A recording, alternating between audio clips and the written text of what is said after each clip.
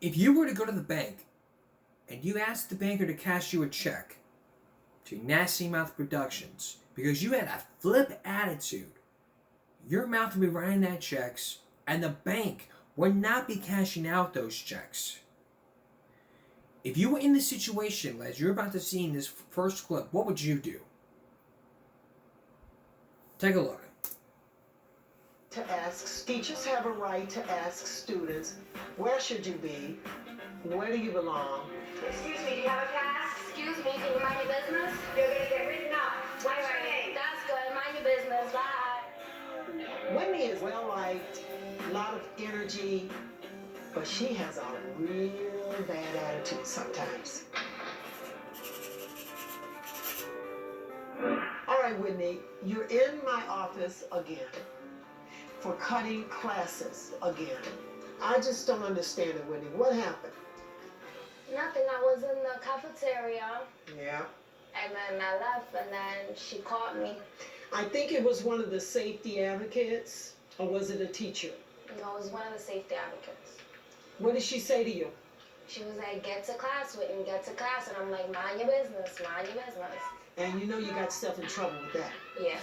You've got to conduct yourself a whole different way now. We now have you down as having your third AWOL. And according to the rules, it's like 3 days out of school suspension, Whitney. Why do you not go to class? Isn't it just this class I hate? The other one, I can't stand it. The other one, I get yelled at because I sleep. I mean, I don't want to go to class.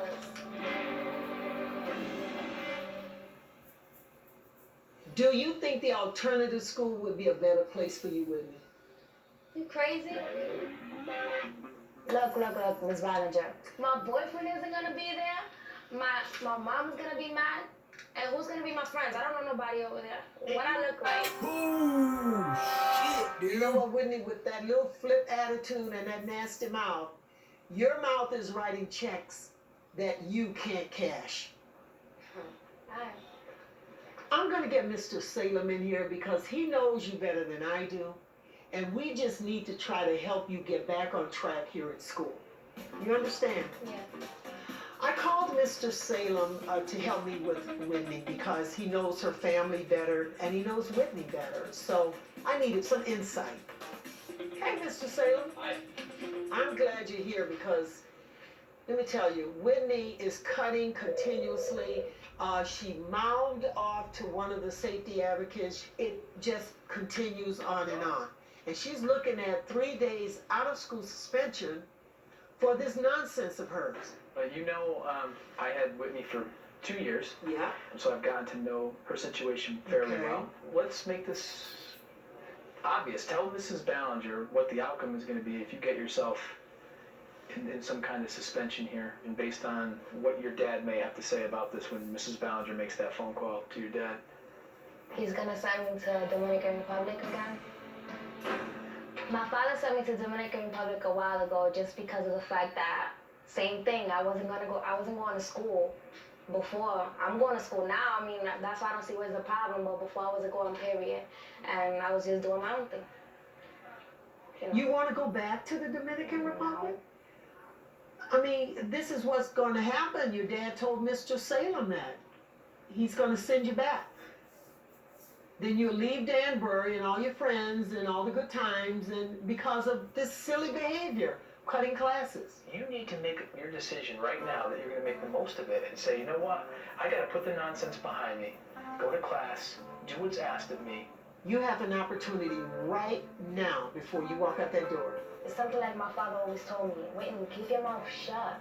Now you're onto something. This time, I'm sparing you. It could have been 3 days out of school. I'm giving you a day in school suspension tomorrow.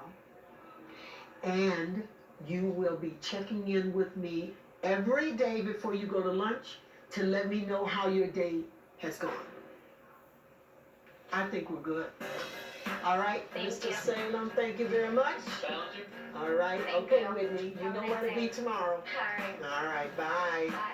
Because of Whitney's troubles, I'm only going to give her a 1-day in-school suspension so that she does not get booted out of the country by her father.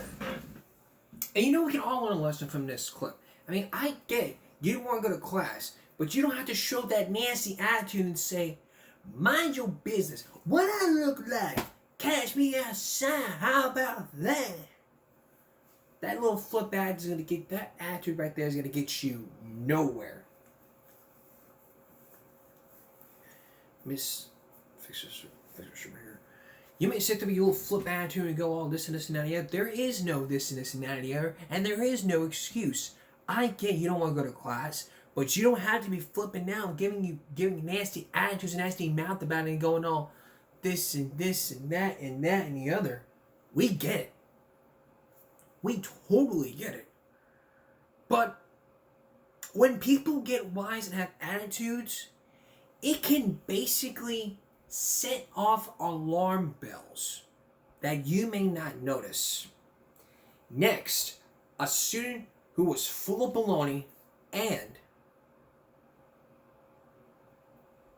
has a saying like, you don't have to call my father, it's just between me and you. It doesn't have anything to do with this. Then later, small town terrorism. Stay with us. You may be full of baloney, but when you're full of baloney, you're full of excuses and attitudes. Take a look at this next clip. That's John. Hey, John. What are you doing? Where are you going? We are responsible for our students here during the school day. It could cause major problems if they leave school without permission. Get up here right now. I thought I was gonna get away with skipping when I walked in and saw Miss Ballinger. I was just like, oh crap.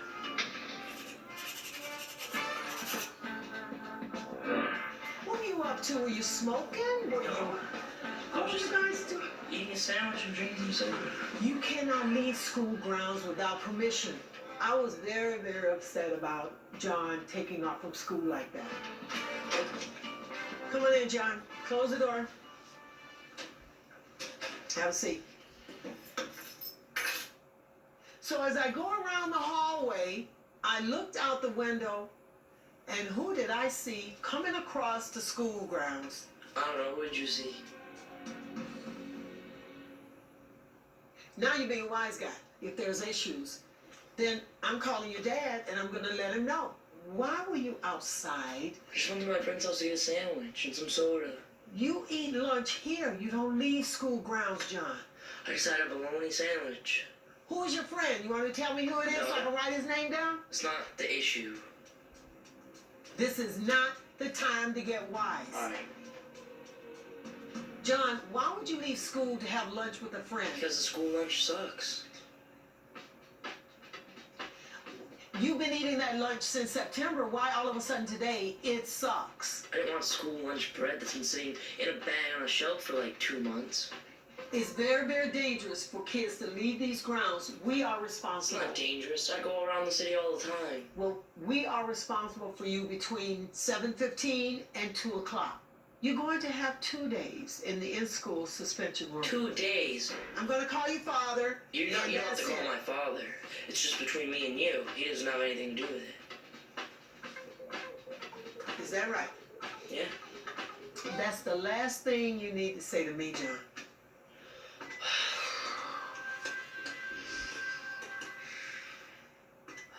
Hello, Mr. Stroud. Mrs. Ballinger. John left school, went to a friend's house, and I caught him trying to sneak back on. It is against our policy, and John knows that we're very strict about students leaving school. He's just doing what he wants to do around here, and it's not a good thing. She called my dad up, so now I'm probably gonna be grounded for like 3 or 4 weeks, which is like, just sucks. All right, I'll tell him to be on the bus straight home. I got it. Okay. You too. Bye-bye. Hi, John. There you go. Thanks. You are.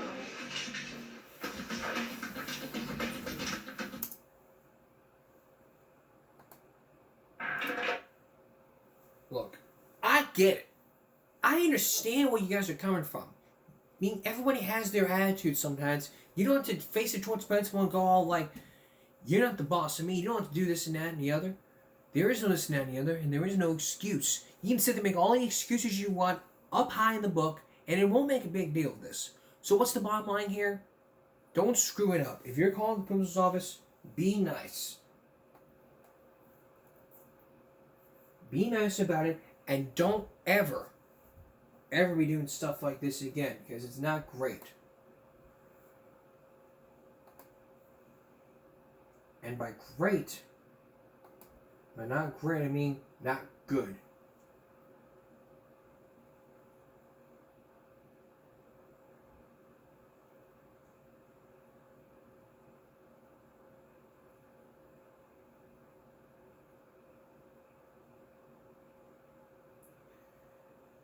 Did everybody see this happening on the Today Show days ago? Larry David attacks Elmo on live TV. It was supposed to be a gag. It was supposed to be a gag. Curb Your Enthusiasm star Larry David jokingly attacking Elmo on morning TV, but boy, has it ignited a firestorm. There's big reaction today to comedian Larry David going after Elmo on morning TV. The Curb Your Enthusiasm comic just could not curb his behavior on the Today Show when he grabbed the beloved Muppet's face. Mr. Lloyd, Elmo liked you before. Ask permission before you touch people, Larry. All right. Larry, you've gone too far this time. Yes, Larry. Somebody had to do it. Later, the famous curmudgeon expressed regret. Well, maybe not so much. Go ahead, say you're sorry. Elmo, Larry? I just want to apologize. Thank you, Larry. It's very big of you. Elmo accepts your apology, Larry. Thank you. Of course, it was all a joke, but a lot of people are taking it seriously. He apologizes and mocks Elmo's voice. I thought the way it was handled could have been a little different. He didn't attack a person. He attacks the felt. He's a comedian. It's on brand. And it's on brand for him. Last night, Larry told Seth Meyers Elmo's high-pitched voice pushed him over the edge. Oh my God, I don't think I can take another second of this. And so I got off my chair, and I approached him, and I throttled him. And you know what? What? I would do it again.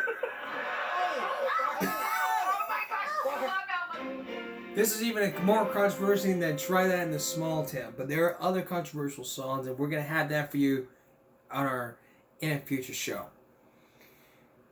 When you think of terrorism, you think of happening in places like New York and Los Angeles.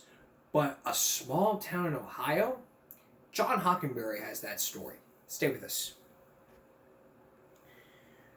When you think of likely terrorist targets, what cities do you think of? New York? Los Angeles? What about a small town in Ohio? That's where years ago, long before 9/11, local law enforcement in Ohio found a cache of terroristic items. And as you're about to see, this case took a lot longer and a hit in the head than more expected. Here's John Hockenberry.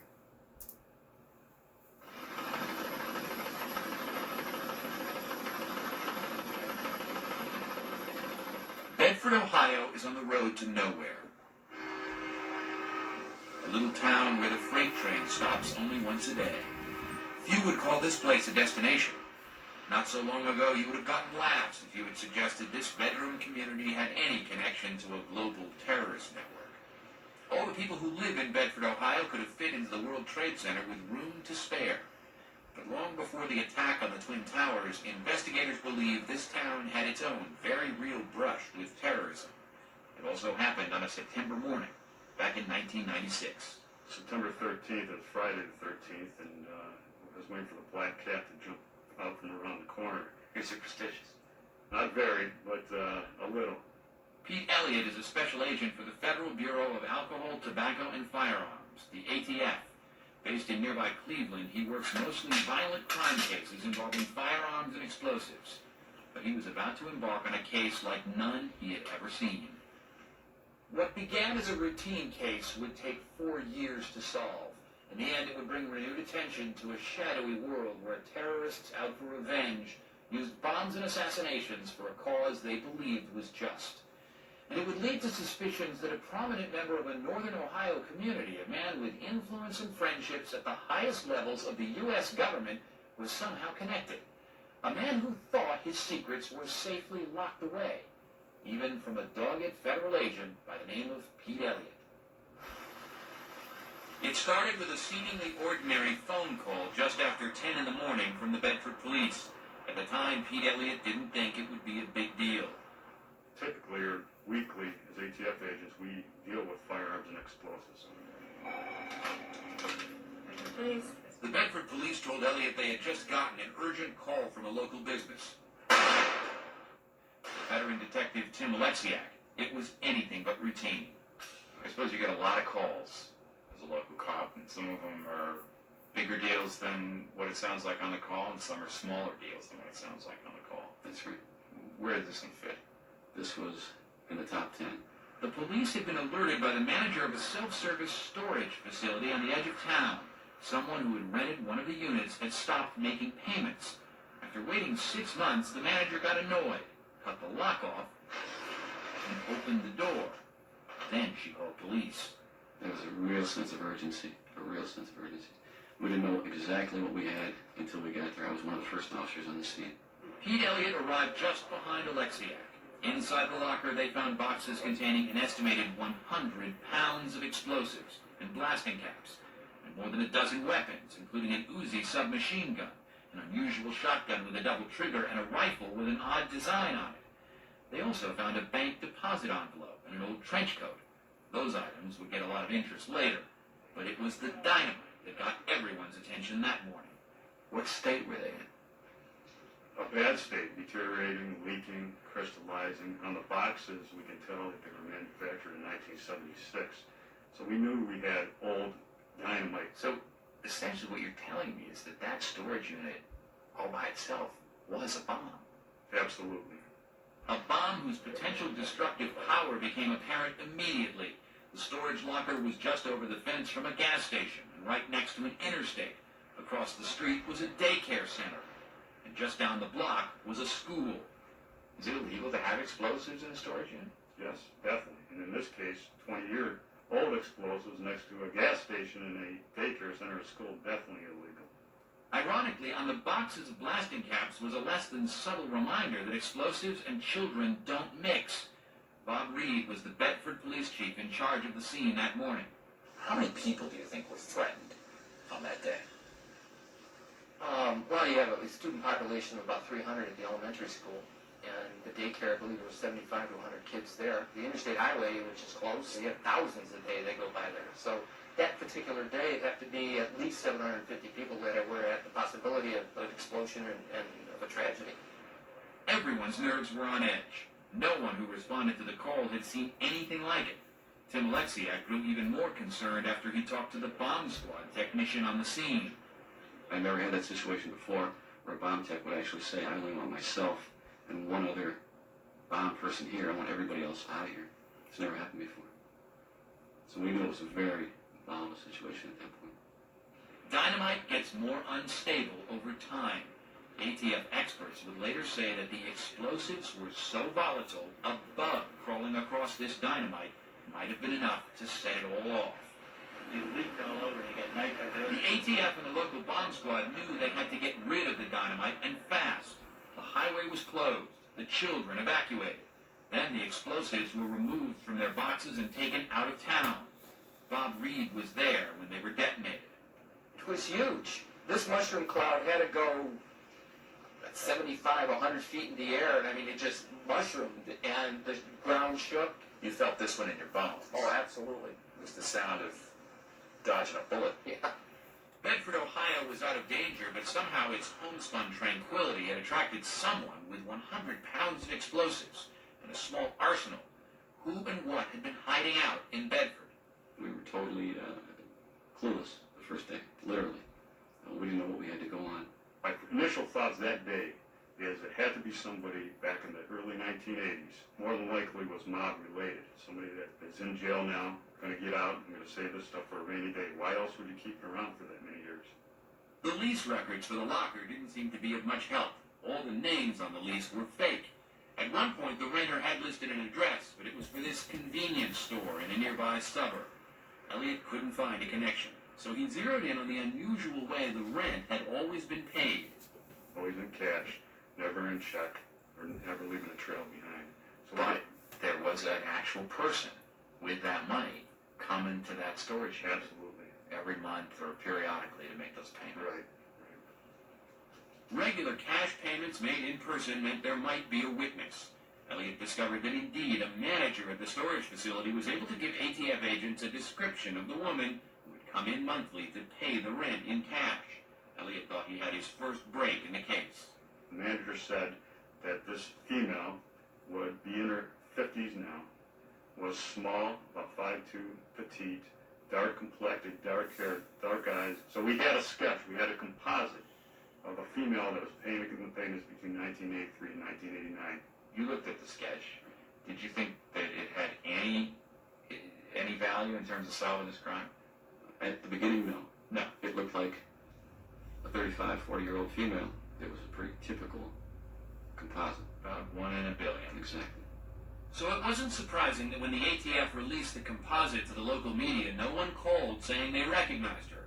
It looked like this lead was another dead end. But Pete Elliott would not give up. I've always been under the belief, and I learned a long time ago, that everything in life can be traced. And even when you think nobody's looking at you, somebody's watching you. And that you always believe behind clues, no matter what. Always. Always. Being a cop is in Pete Elliott's bones. His great-grandfather was a police chief. His father was a deputy sheriff and later a U.S. Marshal. Even after Pete himself joined the U.S. Marshal Service, he had his sights set on joining the ATF. It was my first choice, you know, and I take pride. Go to part 2. Being an ATF agent, I take pride in working violent crime. And I think we have one of the toughest jobs in the country in law enforcement. He is a dedicated and deeply religious man who relies on his faith when the going gets tough. You know, I believe everything happens for a reason and a purpose. And I believe there's a reason I was supposed to be there that day. And discovering that reason became Pete Elliott's mission as a detective. Faith, some good police work, and maybe some lucky breaks Elliott believed would crack the case. So when the police drawing failed to turn up any suspects, Elliott tried to run a trace on the 13 weapons which had been in the locker with the dynamite. The trouble was most were so old they were untraceable, all except for the Winchester-type rifle with that unique carving on the stock. And that traced back to a female that was no longer residing in the Cleveland area. The woman who bought the rifle was now living in rural West Virginia. So with his composite in hand, Elliott set off to find her, driving through the hills and valleys of Appalachia. He spent hours looking for the right house, daring to think he was about to arrest the woman who had rented the locker. And I'm thinking, wow, this is a quick case, it's over, we've got her. But the woman who answered the door not only didn't match the composite, she also didn't know anything about a storage locker, or about the dynamite inside. So I'm figuring at that point you're going, well, this might have been a lot of wasted gas spent going to West Virginia. Right. So we sat down and talked with her. The woman did know something about the rifle with the unusual carving on the stock. She said her son had sold the gun to her old boss, a man whom she knew by the nickname Moose. Moose owned a convenience store near Cleveland, the one with the same address that had been listed on the storage locker rental agreement. All of a sudden, out here in the middle of West Virginia, there's the address again. Right. Now I'm betting the hairs on the back of your neck are starting to stand up. Absolutely. Really? Yeah. I knew I was onto something then. As soon as he got back to Cleveland, Elliott ran a check on the store's owner, whose last name was Topalian, and a search of Ohio driver's license records turned up a woman named Lucy Topalian, whose description sounded very familiar. 5'2", slender build, dark hair, dark eyes, age, in her 50s now. All that matched up to Lucy Topalian. To be sure he was on the right track, he compared the handwriting on the storage locker lease with the signature on Lucy Topolian's apartment lease. An expert said it was a match. The same person had signed both documents.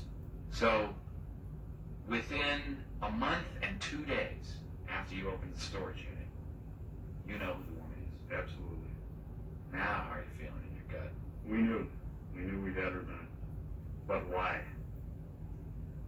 Why would a female have 200 pounds of explosives, 13 firearms, a trench coat, all this stuff? Why? So we had to find out.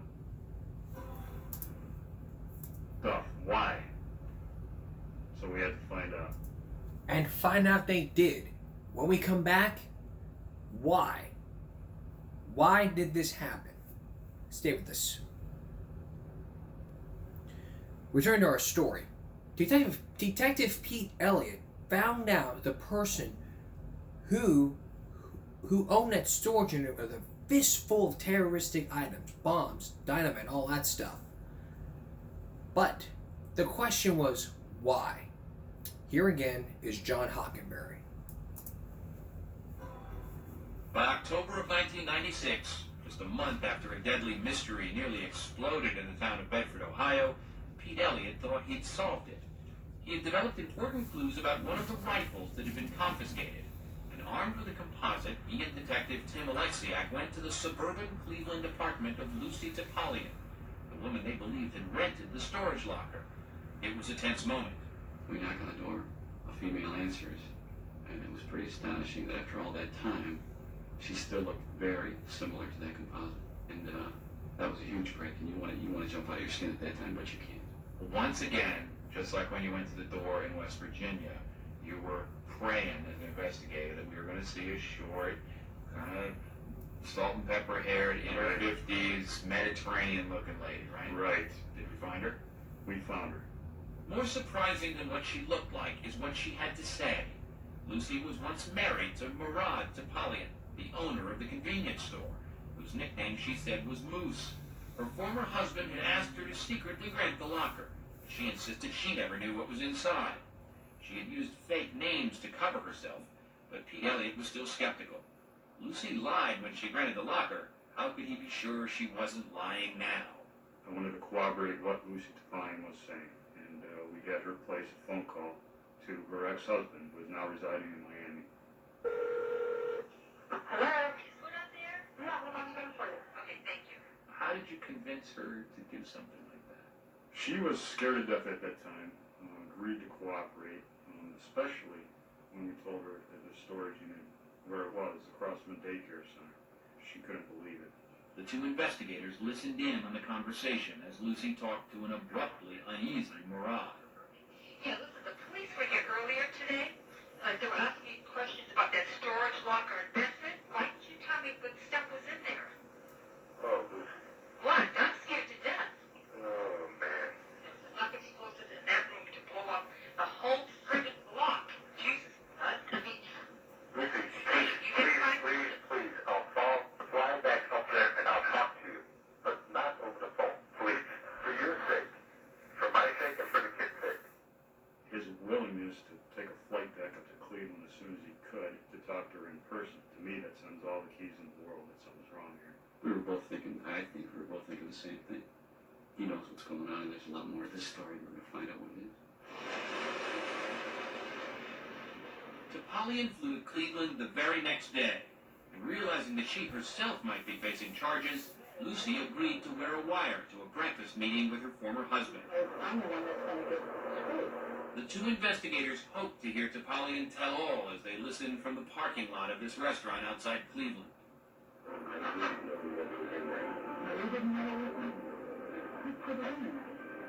You have to know that.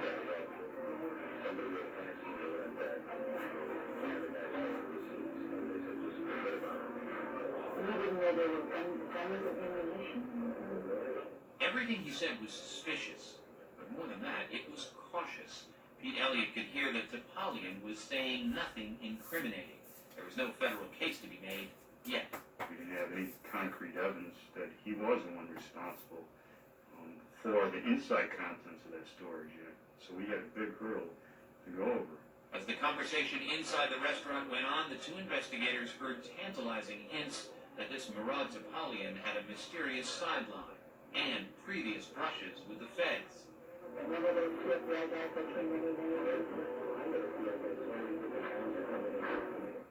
Elliot was flabbergasted. Why would the FBI have been so interested in this convenience store owner? As he talked, Topalian himself seemed to be acting like he was some kind of target.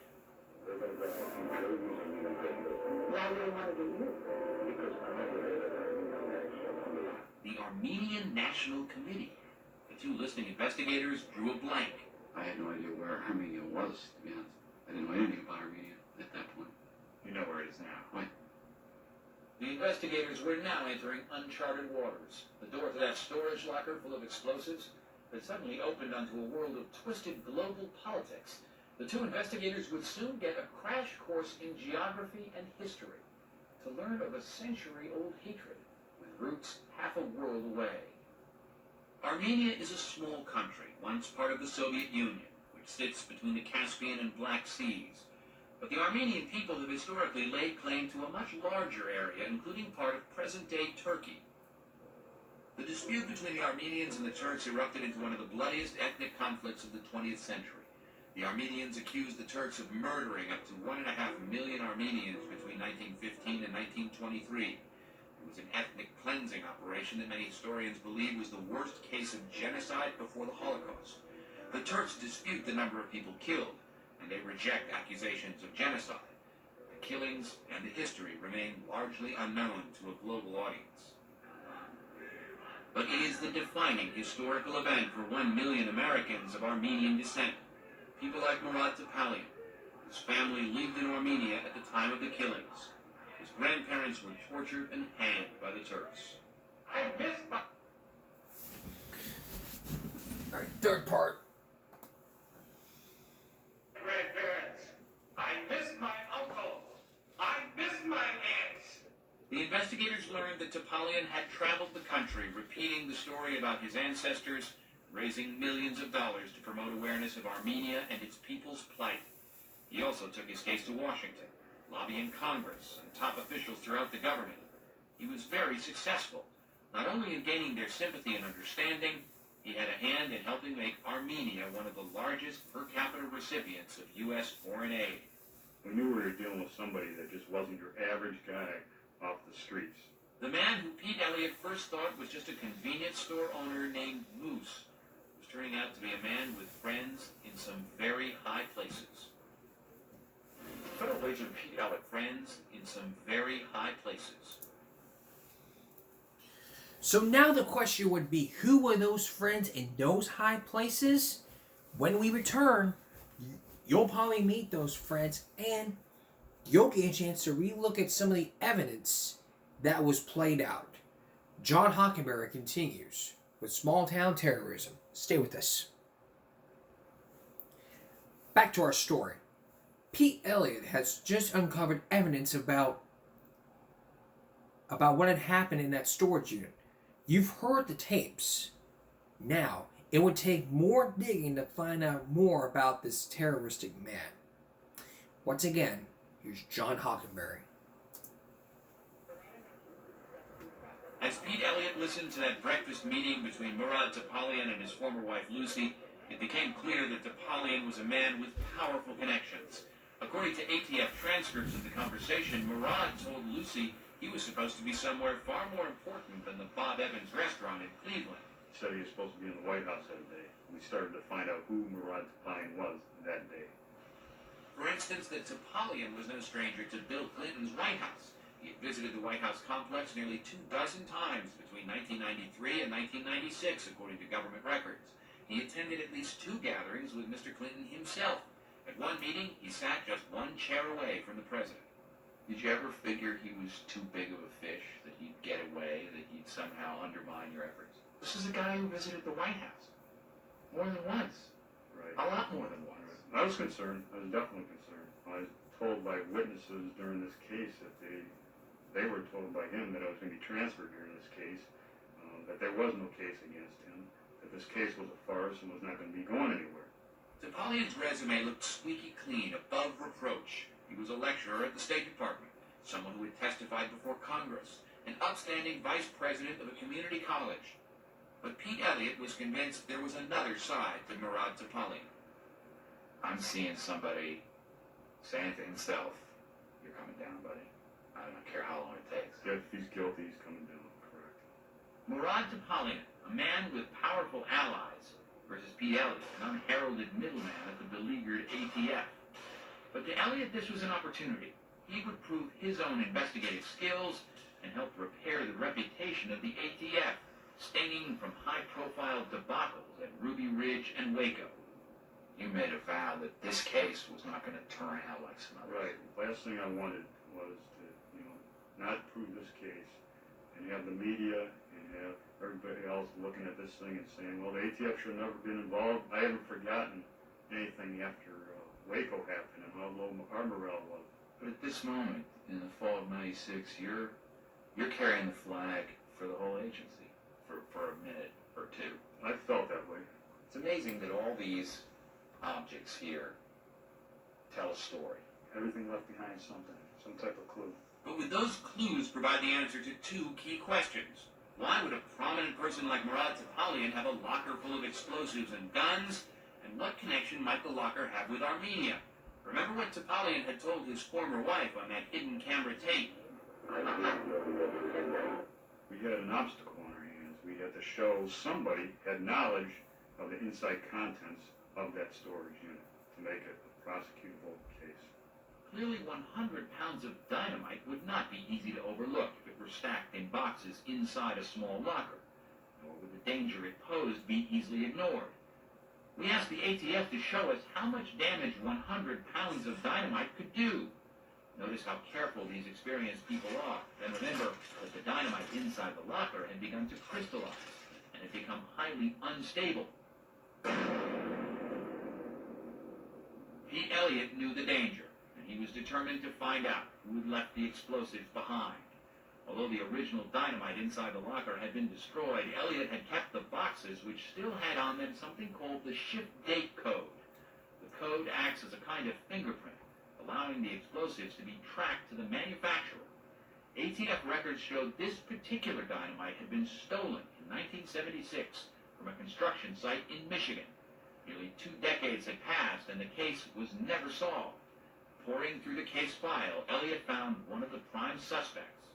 But would he talk?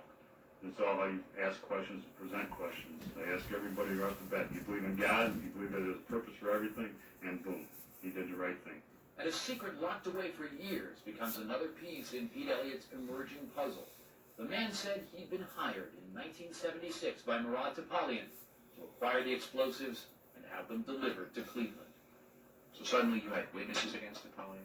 You had connections from the explosives to Topalian. What about the weapons?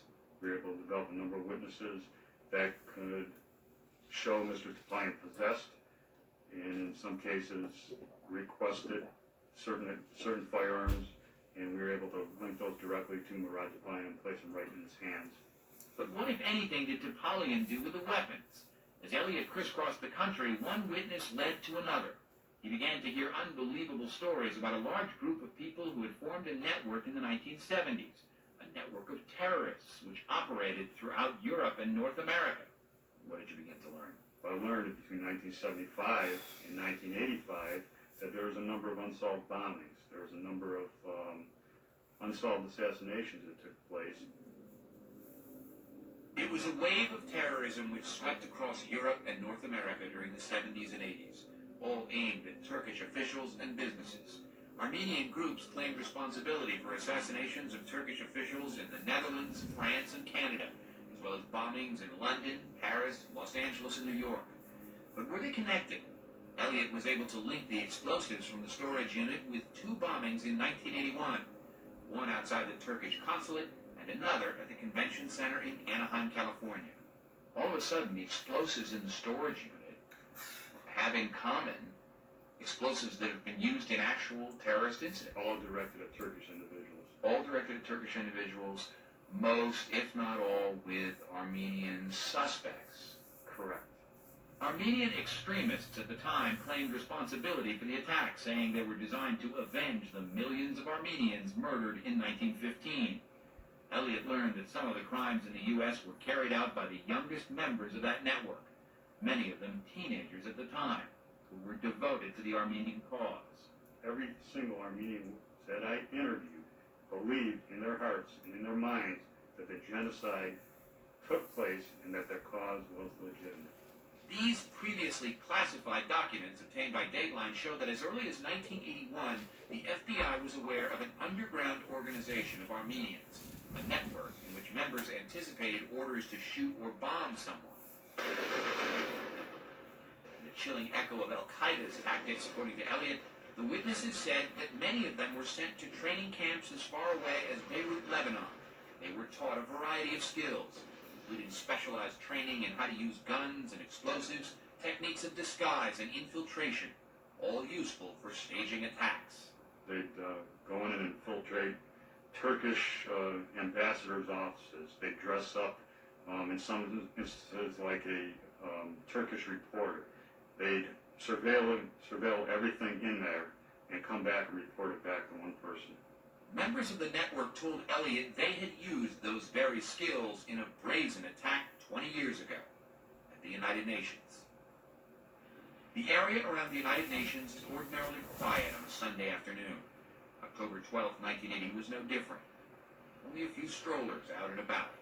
So it wasn't surprising that no one noticed a blue Chevy parked just outside the Turkish mission to the UN, just across from the main headquarters. Inside the car, a brazen attack 20 years ago at the United Nations. When we come back, John Hockenberry with the conclusion to our story. Stay with us. I made a little error before the break. This wasn't the conclusion of the story. But now returning to our story. You've heard what happened when one person from an organization put the stuff to blow up the whole Ohio town, whole entire Medford town, into a mushroom cloud. But now we're going to look into what happened 20 years ago when the organization tried to blow up the United Nations. Again, John Hockenberry. The area around the United Nations is ordinarily quiet on a Sunday afternoon. October 12, 1980 was no different. Only a few strollers out and about. So it wasn't surprising that no one noticed a blue Chevy parked just outside the Turkish mission to the UN, just across from the main headquarters. Inside the car, someone had packed 5 sticks of dynamite. Not much compared to the 100 pounds of explosives left inside the storage locker in Ohio. But as the ATF showed us, even a 5-stick car bomb creates an enormous blast. The bomb outside the Turkish mission went off at about 10 in the morning. 3 people were seriously hurt, and the building was severely damaged. I saw a sheet of flame come up from the car, pieces flying in all directions. Not long after the New York blast, a group calling itself the Justice Commandos for the Armenian Genocide claimed credit for the attack, as well as attacks that same day in London and Los Angeles. But the UN attack was by far the most serious. Mr. Tapine had sent a number of people to canvass the United Nations prior to that bombing. They reported back to one person, and that person was Mr. Tapine. Elliott says he was told that Topalian was directly involved in planning the operation, that hand-delivered the dynamite and personally directed planting the car bomb. Now you're about as far as you can get from your original theory of the Cleveland Mafia. Right. And it's beginning to look like some sort of international terrorism network. Yes, definitely. Pete Elliott was discovering that Murad Topalian was not just a man who could use his charisma to schmooze with the President of the United States and members of Congress.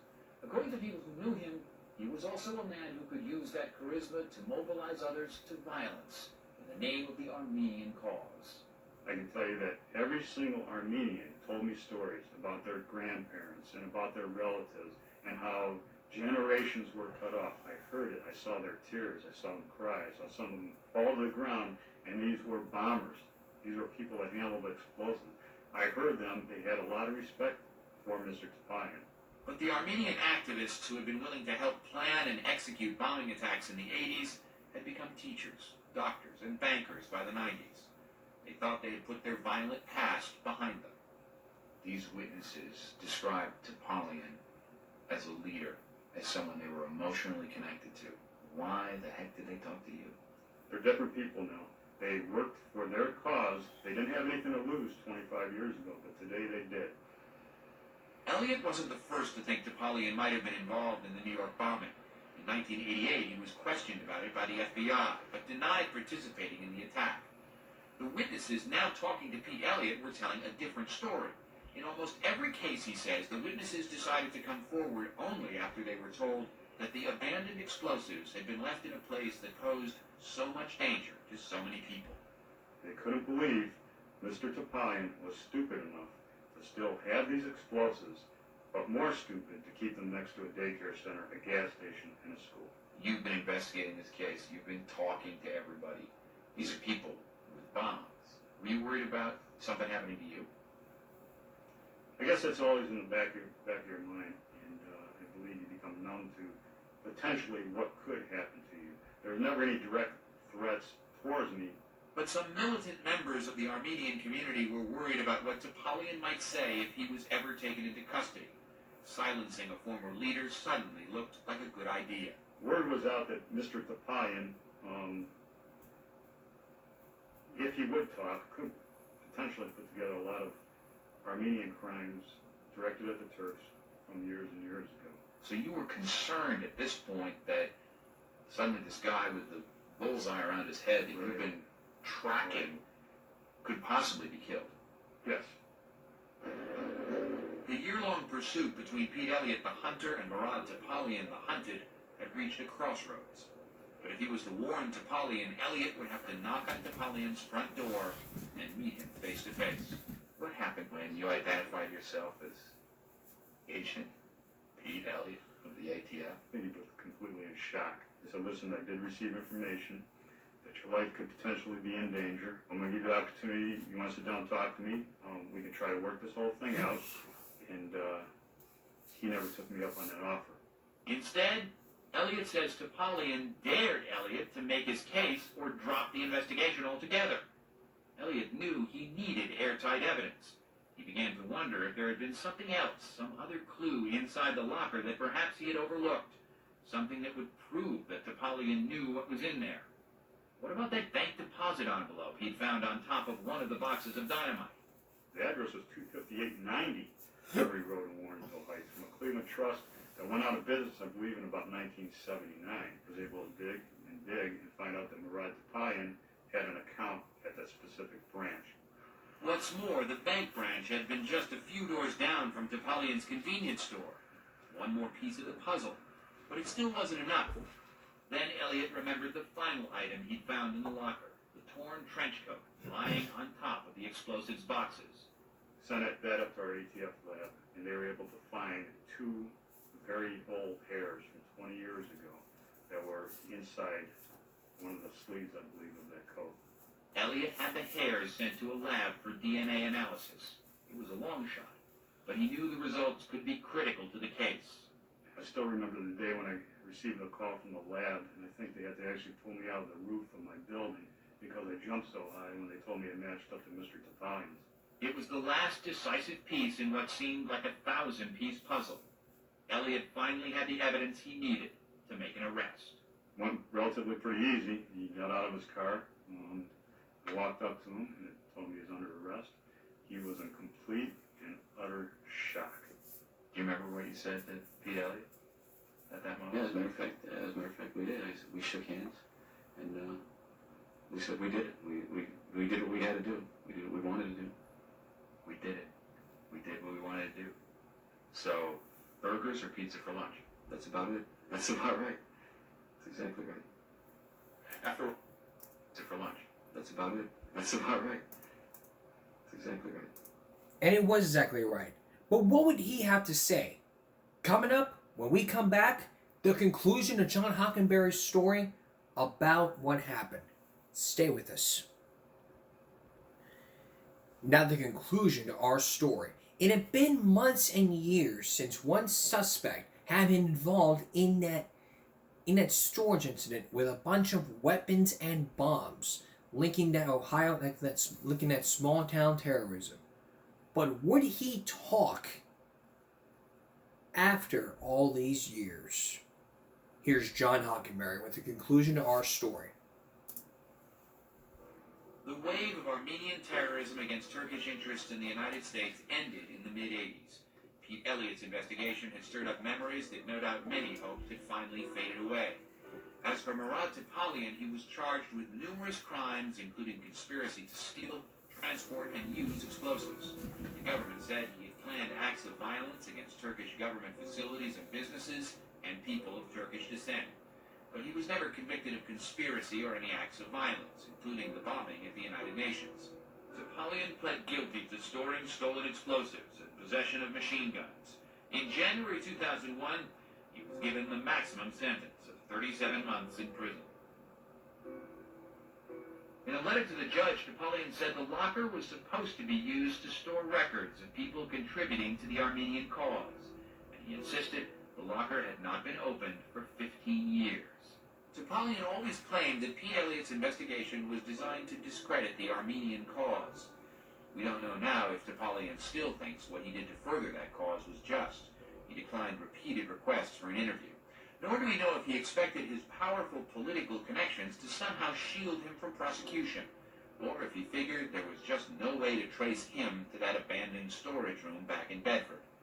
One thing is certain. Murad Topalian didn't figure on ATF agent Pete Elliott.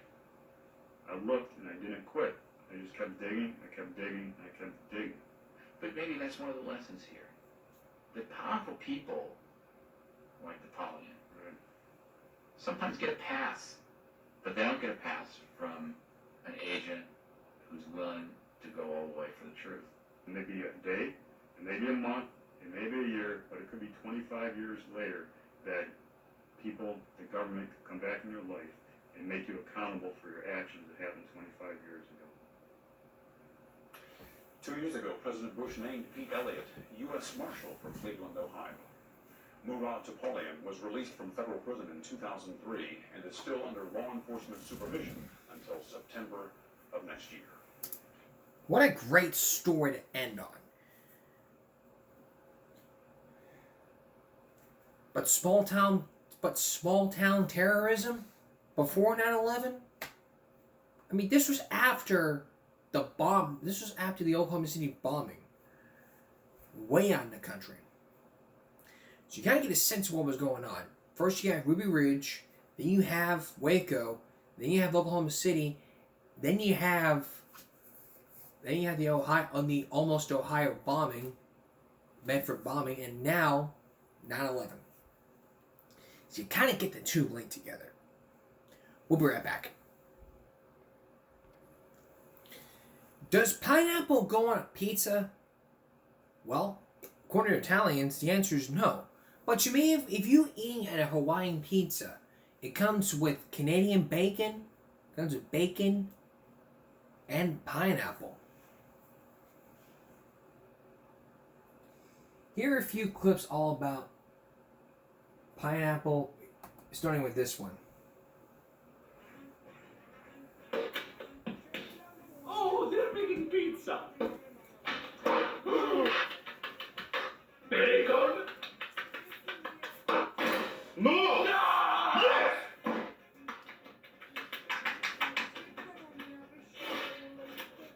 Look at that! You all don't know the cook. What did you say?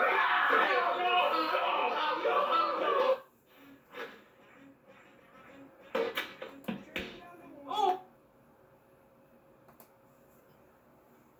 Pineapple does go on pizza! That was weird, I'm not gonna lie. Pineapple does go on pizza!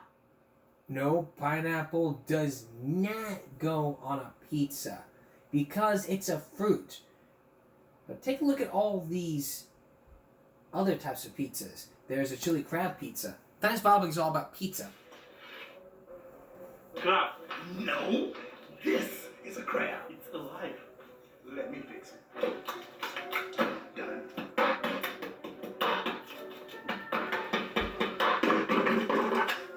Like cheese?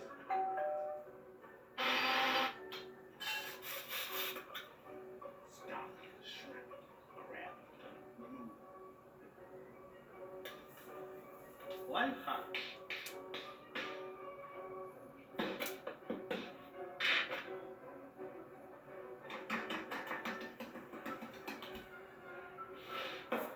Cooking. Not this time.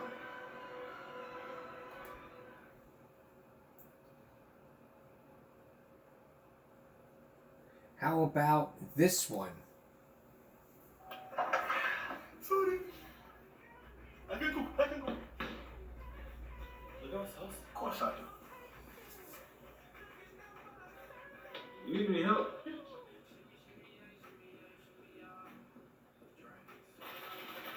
That's how you do it. What you got you? Yes, sir. Ah, can't forget the pepperoni. Huh? I'm done. Wait. You can leave now. Sorry. I can cook. I can cook. Wow.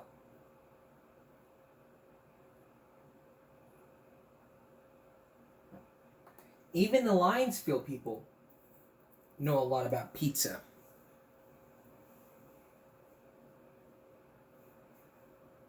With 47 million views from last year, here are 10 ways to eat a pizza. Here's 10 ways to eat a pizza. Okay. The normal way. Approved. The psycho way. Yeah, just for me to roll. The New Yorker way. We call it the Napolitan way. The correct way. Well, not really, but okay. The Italiano way. Mamma mia. The burrito way. The wrong way. The burrito was worse. The foot way. Approved. Here's 10 ways to eat a pizza. Okay. The normal way. Approved. Approved.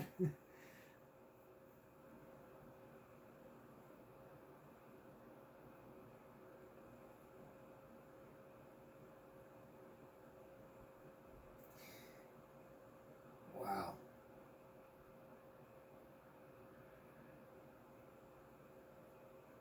Even then, we would know all about pizza. I know you're hungry just watching that vowel break, but it's all we can do here. That's all for this edition of Give Me a Break Monday going to Tuesday. We'll see you again for Give Me a Break Wednesday. For all of us here at YouTube, good night.